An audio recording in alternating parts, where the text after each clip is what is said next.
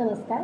आज आपण ॲलोव्हेरा किंवा जिला संस्कृतमध्ये घृतकुमारिका म्हणतात, कन्या, गृहकन्या, कपिला, दीर्घपत्रिका असं म्हणतात, जिला मराठीमध्ये कोरफड आणि हिंदीमध्ये ग्वारफाटा असं म्हणतात.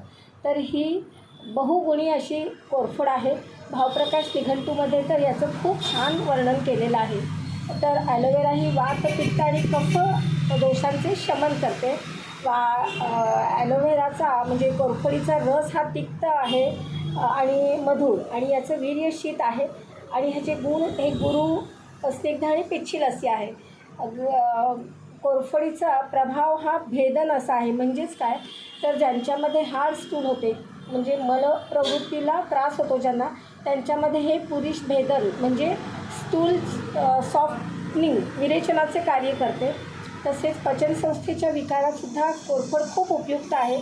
ती कृमिघ्न, दीपन, पाचन असे कार्य करते.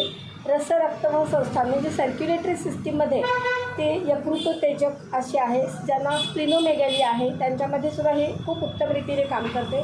तसेच त्वचासंबंधित विकार असतील, म्हणजे ॲलर्जिक डर्मॅटायटिस किंवा खाज येणे, फंगल इन्फेक्शन, यामध्ये ती विविध अलग अलग द्रव्यांच्या बरोबर त्यांचा लेप करून ती लावली जाते. जसं हळद आणि कोरफड, हळद आणि फिटकरी म्हणजे ज्याला तुरटी आपण म्हणतो, असे विविध मिश्रणांनी मिळून ती लावली जाते वेगवेगळ्या आजारांमध्ये.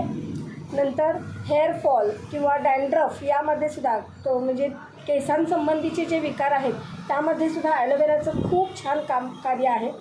नंतर ॲलोव्हेरा हे न्यूट्रल द्रव्य आहे, म्हणजे ज्यांना लघवीसंबंधी किंवा ज्यांना थांबून मूत्रप्रवृत्ती होते त्यांच्यामध्ये सुद्धा ॲलोव्हेरा अतिशय उत्तम कार्य करते.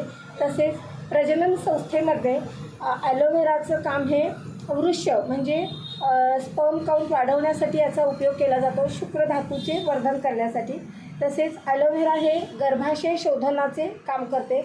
म्हणजेच कसं, ज्यांच्यामध्ये स्कॅन्टिमेन्सेस आहे, म्हणजे रक्तस्राव ज्या मुलींना, स्त्रियांना कमी होतो, तर त्यांच्यामध्ये साधारणतः पाळी येण्याच्या 7 ते 8 दिवस आधी जर तुम्ही तुमच्या वैद्यांच्या सल्ल्याने प्रॉपर त्याचा स्वरस जर घेतला तर खूप छान त्याचा प्रभाव आहे.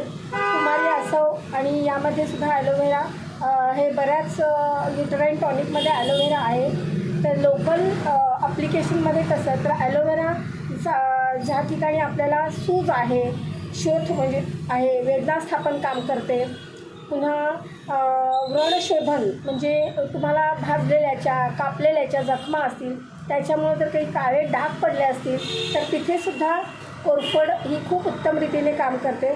याचा डोस साधारणपणे 10 ते 20 ml असा आहे. तो व्यक्तीपरत्वे, व्यक्तीच्या वजनापरत्वे बदलतो, तर तुमच्या वैद्यांच्या सल्ल्यानुसारच तो तुम्ही घ्यावा.